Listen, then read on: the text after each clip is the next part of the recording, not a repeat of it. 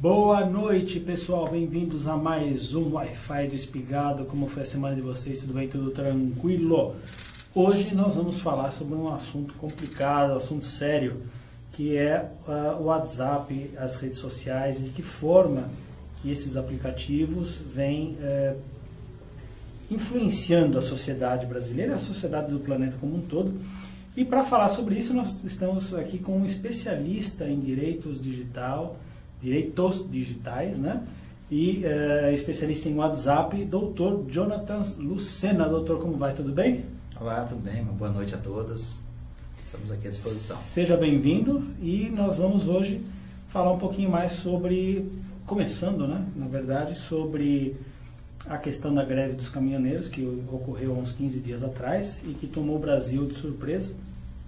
Acho que a população, o governo já sabia, o governo já tinha essa informação, mas a população foi pega de surpresa e dizem que o WhatsApp foi o canal principal para que essa greve tomasse o tamanho que tomou, o vulto que tomou, e que acabou se transformando em algo incontrolável, né? Ou seja, os líderes já não conseguiam mais controlar essa greve, né?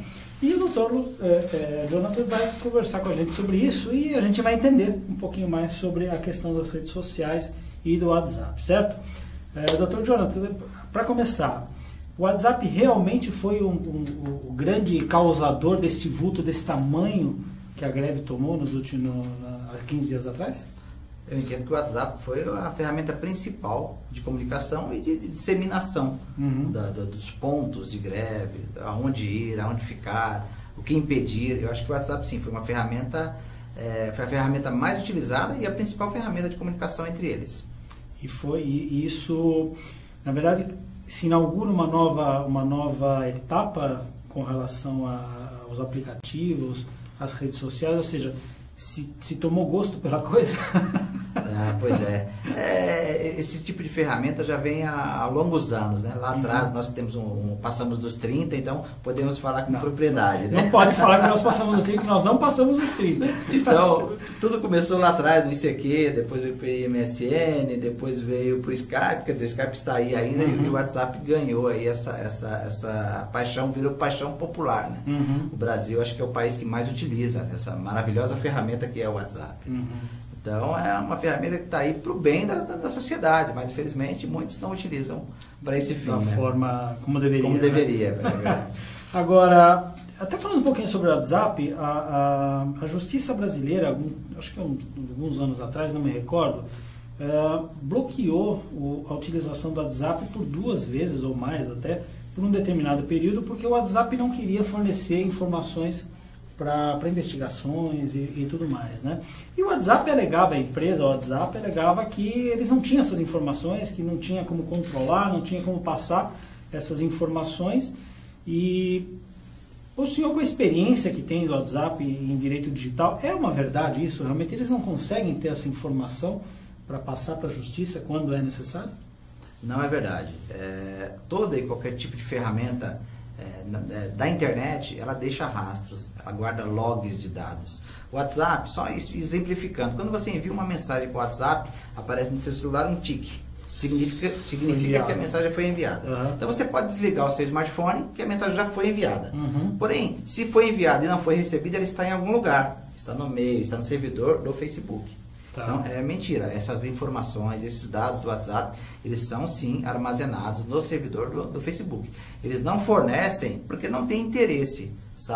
Não dá para imaginar qual é a real motivação de não fornecer às autoridades essas informações. Mas que eles têm guardado, sim. Talvez criar aquela imagem que eles não têm a informação que trafega nesse aplicativo, ou seja, porque eles vendem essa ideia, né, de que são informações que você troca só do outro lado, mas eles não conseguem captar essa informação. Talvez seja por isso, não quebrar essa imagem de liberdade.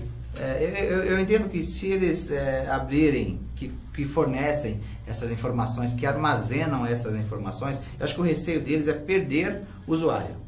Porque o usuário teme que seus dados fiquem armazenados, teme que seus dados sejam fornecidos. Eu acho que é o medo deles em não divulgar que fornecem os dados para terceiros, mas que eles guardam os dados, não há dúvida. Já teve caso com vocês lá no escritório? Sim, no escritório nós temos dezenas de casos relacionados ao Facebook e ao WhatsApp. Nós solicitamos quebra de sigilo via judicial e conseguimos, na 99% dos casos do escritório, nós conseguimos a quebra de sigilo junto ao Facebook. Inclusive do WhatsApp? Inclusive do WhatsApp. Olha só, então esse mito que foi criado que eles não têm acesso vai por água abaixo. Vai por água abaixo. Não é verdade. Eles disseminam essa informação, mas com uma ordem judicial, eles são obrigados a fornecer. Por quê? Ordem judicial, ela não se questiona, se cumpre. Então, nós conseguimos uma ordem liminar.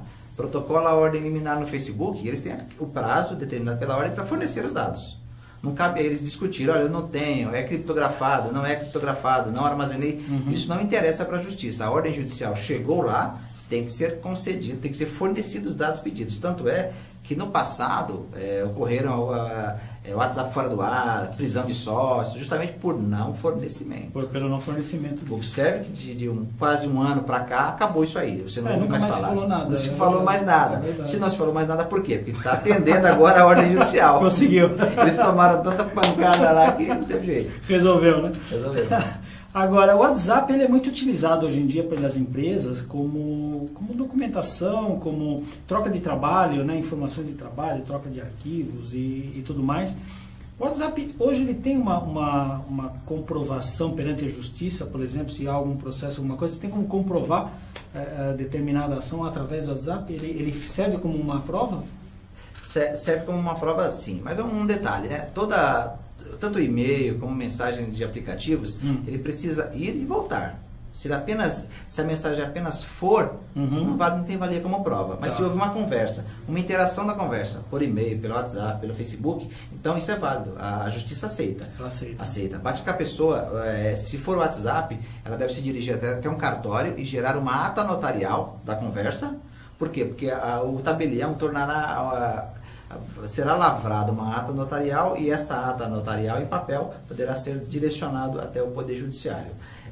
Se você levar apenas a conversa do WhatsApp, ela pode ser alterada. Agora, se você mandar para o tabelião lavrar uma ata notarial, ela tem mais peso perante a justiça. Isso. O fato da pessoa ter recebido, ter aqueles 2 tiquezinhos azuis, já serve como uma comprovação. Não serve. Não serve. O fato dele ter recebido não significa que... Não. É uma meia prova.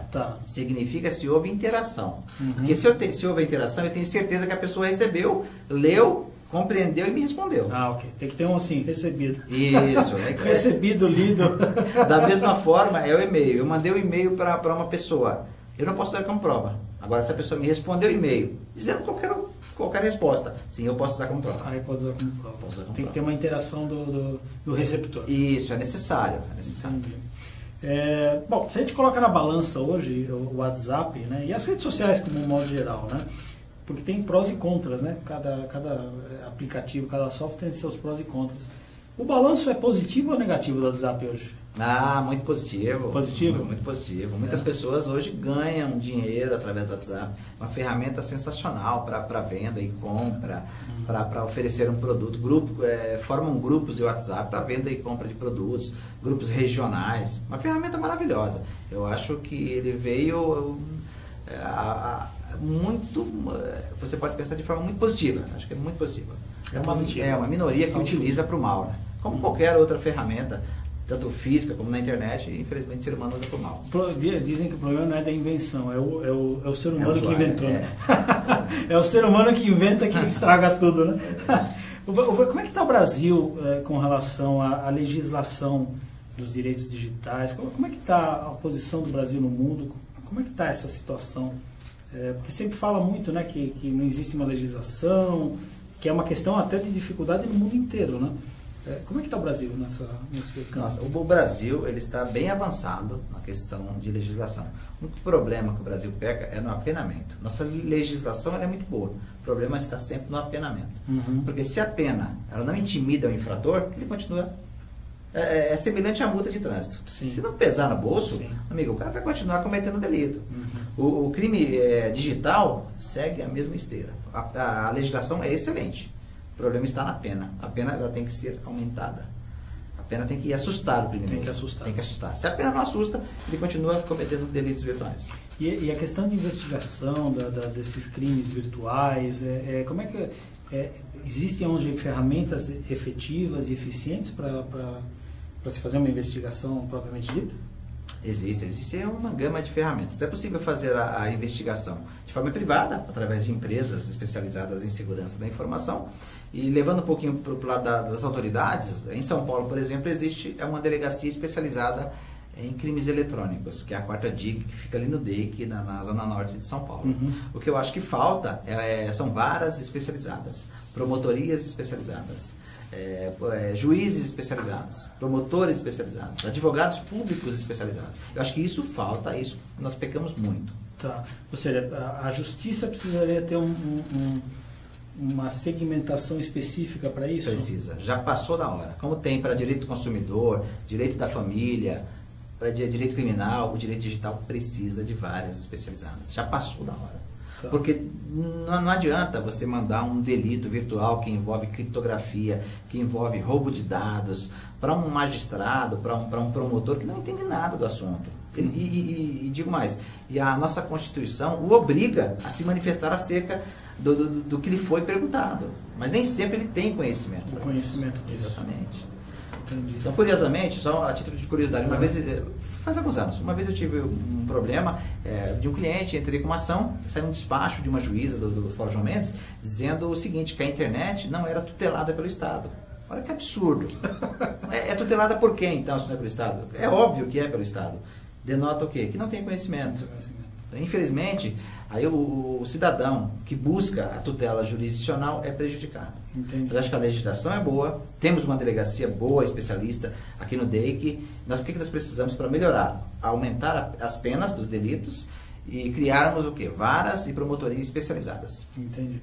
E essa parte de investigação virtual, ela é por cada estado ou, por exemplo, a Polícia Federal, ela obrigatoriamente tem que entrar nessa questão das investigações? Os crimes, a grande parte dos crimes são de competência estadual. Estadual. Estadual. Então, é o Estado que deve criar a delegacia, que deve criar a vara, a promotoria especializada. Uhum. Agora, existem alguns delitos de cunho federal, sei, ou que foram cometidos em detrimento de um ente federal, aí quem investiga é a Polícia Federal. A polícia, que casos? Por exemplo, uma fraude bancária na Caixa Econômica Federal. Tá. É de competência da Justiça Federal. Entendi. Então, são que ataque o sistema financeiro, por exemplo. Por exemplo, alguns casos que a gente atua também. Vamos imaginar, houve uma investigação contra a pedofilia. Só que essa investigação nasceu nos Estados Unidos, nasceu na França, na Europa. Sei. Então, quando eles fazem essa investigação fora do Brasil e detectaram IPs de brasileiros, eles mandam para a Polícia Federal. Então, okay, essas grandes investigações de pedofilia, na maioria dos casos, vai para a Polícia Federal. Mas porque tem investigações de fora, do Brasil. Isso. Aí a Polícia Federal distribui para os estados, fala, esse IP é de São Paulo, Polícia Federal de São Paulo, esse IP é do estado e por aí vai. Bom, falando até um pouquinho sobre essa questão de investigação, como é que funciona a questão das empresas? Ou seja, porque eu imagino que uma empresa que tenha diversos acessos, não só por cabo, mas por Wi-Fi, né? Como é que funciona isso? Como é que você chega até uma empresa e consegue identificar que foi determinado funcionário, determinada pessoa que fez determinado delito na internet? Olha, é um apontamento sensacional. A maioria das empresas hoje fornece Wi-Fi para funcionários, para visitantes. Muitas empresas têm Wi-Fi aberto. Um grande erro. Não pode acontecer isso de jeito nenhum. Por quê? Quando nós fazemos uma investigação sobre um determinado delito, nós do escritório, a polícia, o Poder Judiciário, ele vai chegar em um endereço associado ao IP do criminoso. Ao IP. Ao IP do criminoso. Vamos imaginar que esta ou aquela empresa forneceu o Wi-Fi, forneceu a senha, ou era aberto, e o criminoso entrou ali e cometeu um delito a partir do IP da empresa. Quando houver a quebra de sigilo judicial, vai chegar no IP da empresa. Muitas pessoas acham que vai chegar no computador. Não vai chegar no computador. Tá. Vai chegar no IP do roteador, no IP da conexão principal. Então, se chegou na empresa, a autoridade vai falar, empresa, me forneça os dados de quem usou esse IP neste dia, nesta hora, neste exato momento. aí é onde gera o problema. Se a empresa não tiver essa informação, ela será responsabilizada na esfera penal. A empresa é responsabilizada. É responsabilizada. Porque ela não será responsabilizada se ela fornecer os dados de quem utilizou. Uhum. O que as empresas devem fazer? Devem criar um mecanismo de controle de acesso. Então, eu forneço a senha do Wi-Fi, mas a pessoa tem que fazer um tipo de login. Ela tem um tipo de login, uma senha, associado a ele. Ou seja, é semelhante a hotéis. Você viaja hoje, vai em um hotel e quer o Wi-Fi. Beleza. Está associado ao quarto e ao seu CPF. Entendi. A partir daí você tem o controle. A instituição tem o controle. Entendi. Não pode, em hipótese alguma, a empresa fornecer Wi-Fi aberto para qualquer um utilizar. Por quê? Porque se no eventual delito, ela será responsabilizada. A exemplo, restaurantes. Fornece Wi-Fi também aberto. A grande maioria, né? Sim. É um grande erro. Entendi. Então, quando as empresas começarem a sentir no bolso, a serem responsabilizadas na esfera civil e penal, opa, aí vão pensar duas vezes. Bom, no caso da empresa, ok, eu até concordo que você tenha, principalmente funcionários, né, que você tenha a possibilidade de visitantes, enfim, mas um restaurante, por exemplo, que você tem uma rotatividade muito grande, como é que você sai de uma situação como essa? Eu entendo. Não fornece? Ou... Não, eu entendo. Não, eu acho que deve fornecer, mas deve fornecer de que forma? Possibilitando um login. Coloca o seu CPF e o número da mesa. Ah, ok. Se Pronto. for isso, já é o suficiente. Já é suficiente. Porque se a autoridade pediu, para quem usou, foi a pessoa que deu esse CPF ou não. Aí vamos imaginar, não, mas o CPF não é de outra pessoa, não. Aí não é problema do restaurante. Entendi. Ele tem que fazer a parte dele. Entendi. Cobre o login. Ter a informação. Ter a informação. Ter a informação. Não pode negar. Até porque no estado de São Paulo existe uma lei de 2016, que é uma lei estadual, que obriga estados, obriga estabelecimentos semelhantes a cybercafés a ter o cadastro da pessoa. Claro que não serve para outros, mas é um exemplo, né? Uma legislação perfeita nesse sentido. Obriga o estabelecimento que vende esse serviço de internet a ter o cadastro prévio. Até porque provavelmente eram locais onde você tinha fluxo de crimes ali sem nenhum tipo de rastreamento. Exatamente. Um outro detalhe, falando aqui de São Paulo, a prefeitura fornece Wi-Fi em praças, em ônibus. É verdade. Não pode. Alguém será responsabilizado. O secretário, o prefeito. Alguém vai ter que pagar esse pato. Não sei quem. Que coisa. Mas né? um dado momento chegarão até eles. Baterão na porta da prefeitura e... Olha, e aí? Quem foi? Falando sobre responsabilidades e vamos imaginar que um adolescente, alguém menor de idade, se utilize de um bullying digital, né? Ou mesmo de algum crime. Cometa algum delito, né? Algum delito, alguma coisa. Quem é responsabilizado? É o adolescente? É aquele menor de idade ou é o responsável? Olha, é bem interessante isso. Por quê? Vamos lembrar o seguinte, o menor, ele não consegue comprar um serviço de internet. Usando smartphone. Quem comprou foi o pai ou a mãe. Então, quando o pai ou a mãe compra um serviço de internet, cadastra um chip e entrega para o menor, quando houver a quebra de sigilo do IP, vai estar em nome de quem? Do pai ou da mãe. Então, primeiro, prima facie, vai chegar no pai ou na mãe. Aí o pai ou a mãe vai ter que falar, não, mas não foi eu. Mas o meu filho é menor, então você será responsabilizado. O pai ou a mãe, o responsável, ele é responsabilizado na esfera civil. Então, se na escola o filho ofendeu esse ou aquele, tirou uma foto, enviou, algum tipo de delito, ele foi acionado na esfera civil, o pai será responsável. Porque o Estatuto da Criança e do Adolescente determina. Isso é uma determinação que o pai, o responsável, deve zelar pela integridade física do filho. Na esfera penal, há divergências e alguns questionamentos que precisam ser analisados, mas na esfera civil é certeza que os pais serão responsáveis. Então, ok, eu entendi que se o adolescente ou o menor faz essa infração dentro de casa, em que ele tem o IP do roteador lá da casa dele. Mas em caso, por exemplo, da prefeitura, que ele está lá na rua, na praça, com o IP que não é do pai e da mãe, vai por onde? Então, quando eu falo o IP, se o menor ele não está usando Wi-Fi, mas estiver usando o 3G, também vai esbarrar no pai ou na mãe. Pelo cadastro na operadora. Do chip, isso, perfeito. Mas vamos imaginar que ele pegou o ônibus, e o ônibus tem Wi-Fi, ele conectou no Wi-Fi e está usando. Então, a quebra de sigilo, ela segue sempre uma mesma regra. Ela vai ao IP da conexão. Vão identificar o local em que foi utilizada a internet. Sim. Mas se é óbvio que a prefeitura, a instituição não tem controle, porque é aberto. Então, vão bater na porta da instituição que forneceu esse serviço e perguntar. Olha, cometeram delito. Desse dia, nessa hora, utilizando esse número de IP. Quem foi?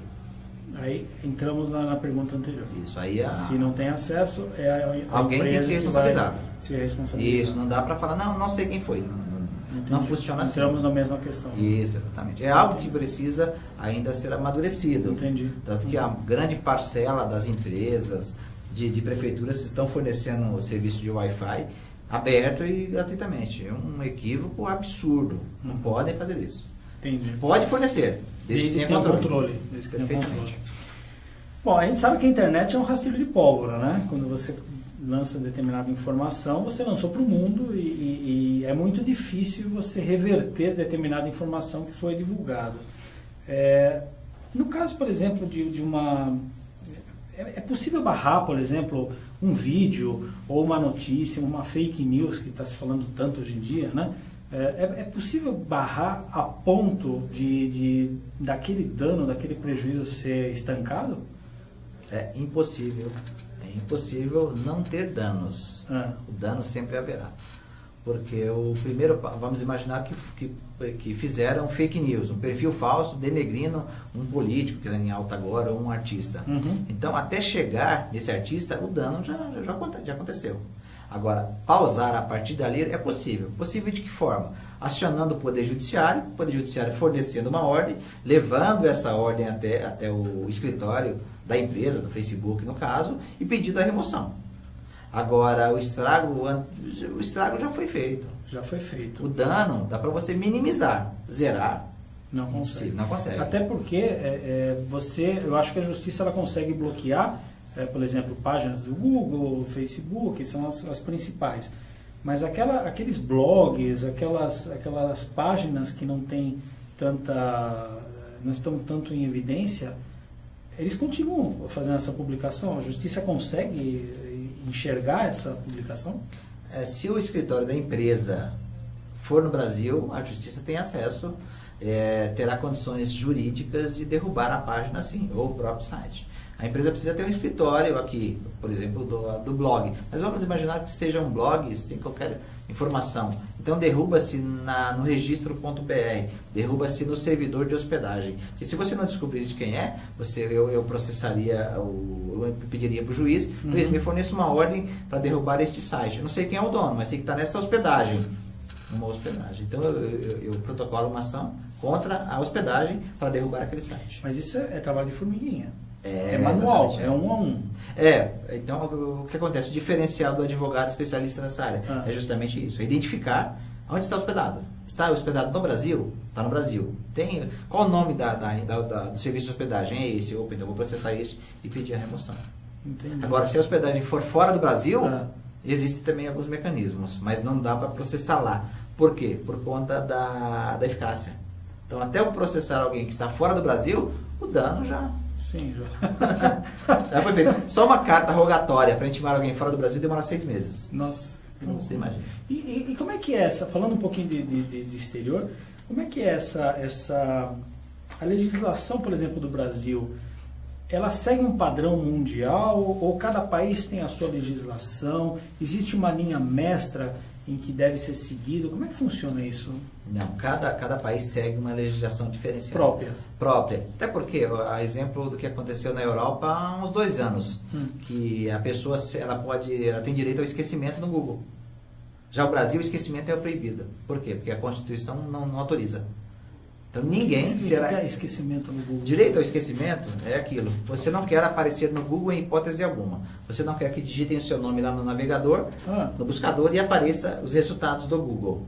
Então, quem mora na Europa, quem é residente na Europa, e somente na Europa, eu posso pedir para que meu nome não apareça. Não sabia disso. Isso é um direito, é uma legislação do continente europeu, uma legislação da própria Europa. Então, lá a pessoa nem precisa pedir para retirar, basta pedir o direito de esquecimento. No Brasil, nós inclusive já tentamos, lá atrás eu tentei também argumentar, mas não dá. Aqui não pode ser feito isso. Não pode ser feito isso, porque a legislação entende o seguinte, ou o processo ou é público ou está em segredo de justiça.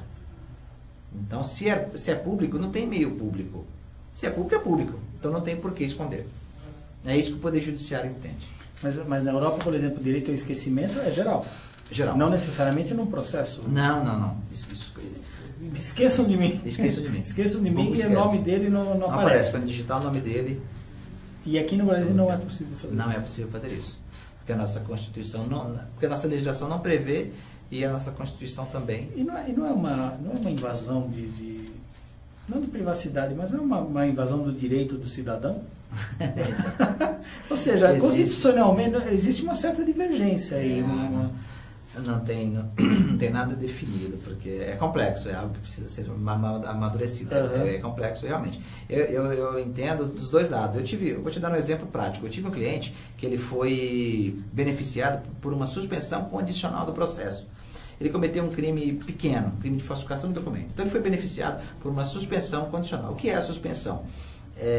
Você faz um acordo com a justiça, cumpre alguns requisitos durante 2 anos e o processo acaba. Você sequer é processado, o processo é extinto, arquivado, destruído.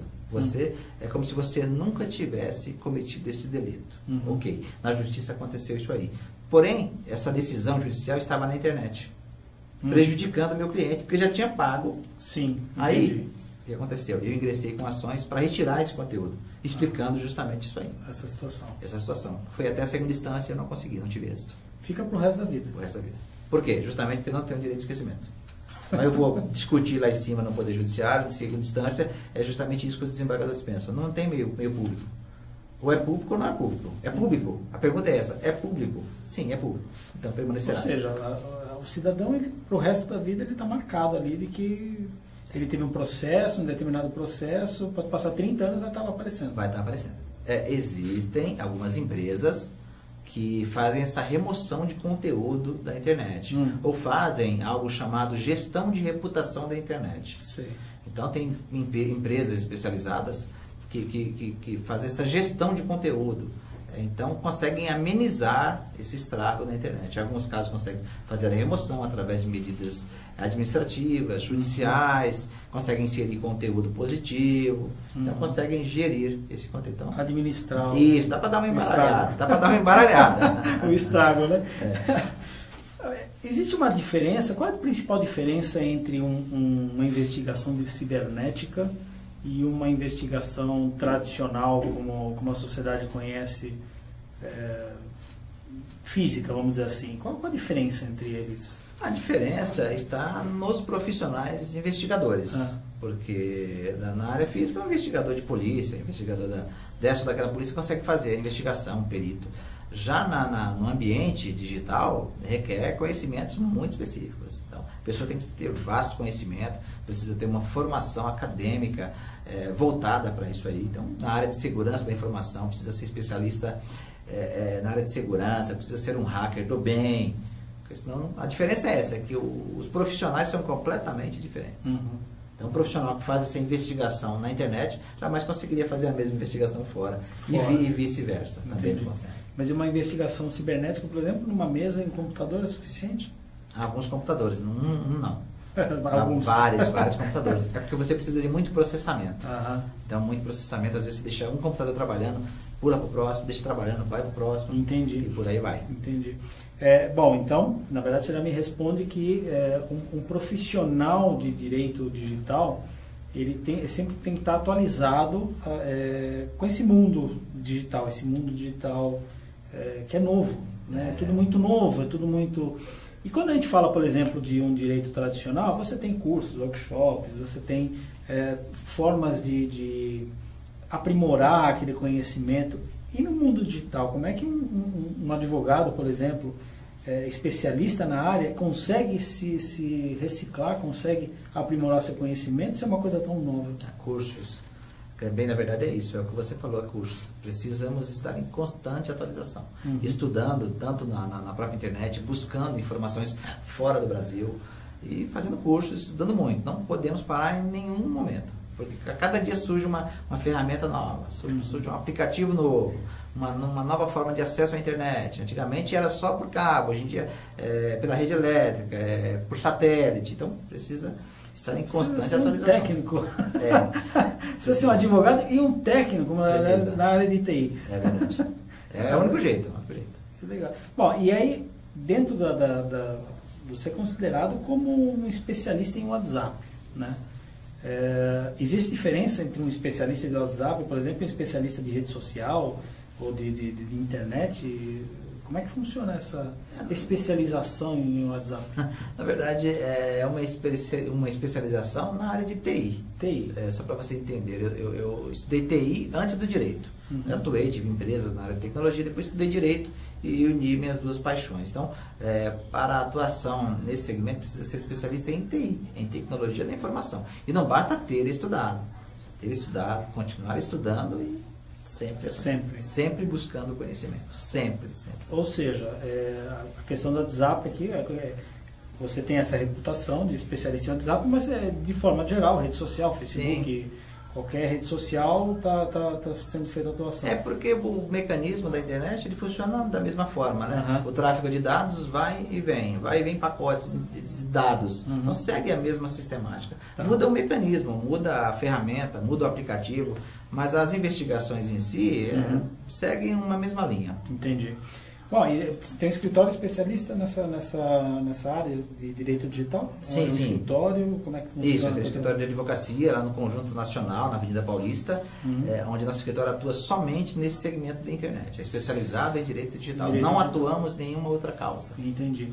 E se alguém quiser, por exemplo, tiver com alguma dúvida ou quiser contratar o teu serviço em direito digital, como é que faz? Como é que entra em contato com vocês? Tem o telefone fixo, que é o 11-2365-9212. Tem o site, que é o drjonatas.com.br. E se digitar o meu nome na internet, Jonatas Lucena, com certeza tem vários links lá. Tem e-mail, celular, telefone, endereço, tem tudo. Tem uma mídia digital bem extensa. E o que é bacana do site, por exemplo, do escritório, são os artigos publicados, que tem muita coisa lá, tem muita informação importante, coerente, que eu acho que é bacana dar uma lida e se inteirar, porque é tudo muito novo e às vezes a gente está praticando algum delito inconscientemente, sem saber que está fazendo, né? Então acho que é legal entrar no site, que é o drjonatas.com.br, e dar uma olhada lá nos artigos, nos vídeos, acho que é bacana. E qualquer dúvida é só entrar em contato com o Dr. Jonatas Lucena. Algum recado específico, público, antes da gente encerrar o programa de hoje? Não, nenhum, né? Eu acho que abordamos quase tudo. O importante é usar sempre a internet com muita sabedoria, com muita moderação, porque é uma ferramenta maravilhosa. O problema sempre está no ser humano. E principalmente lembrar que as pessoas pensam que o fato de estar atrás de uma máquina ela tem um anonimato garantido e que hoje em dia já não é mais assim. Não, de jeito nenhum. É mais fácil achar um criminoso da internet do que um criminoso físico. Muito mais fácil. Tudo na internet deixa rastro. Já está assim agora. Assim. É mais fácil achar pela internet. O pessoal reza para que o crime seja pela internet. Porque todo mundo hoje em dia tem um smartphone, então é rastreável. Todo tipo de smartphone é rastreável. Então, todo mundo tem um smartphone e com certeza está com o Google instalado, está com o Facebook instalado, está com o WhatsApp instalado, é rastreável. Cometeu delito, se tiver com equipamento eletrônico, será encontrado. Então tá aí, o recado está dado, certo? Paremos com essa história de que estou anônimo, porque não é bem assim, não. Dr. Jonatas, muito obrigado pela participação. O programa está sempre aberto a novas informações, a tudo que vier de encontro com o que é importante para o público saber, principalmente na questão de direitos digitais, que a gente aborda bastante aqui, porque é importante a gente ter essas informações sempre muito claras. Então, o programa está aberto. Sempre que quiser voltar e conversar com a gente, estamos à disposição. Tá certo. Muito obrigado, estou sempre à disposição. Pessoal, é isso aí. Acabou o programa de hoje. Semana que vem tem mais Wi-Fi Despigado. Uma boa semana para vocês e até lá.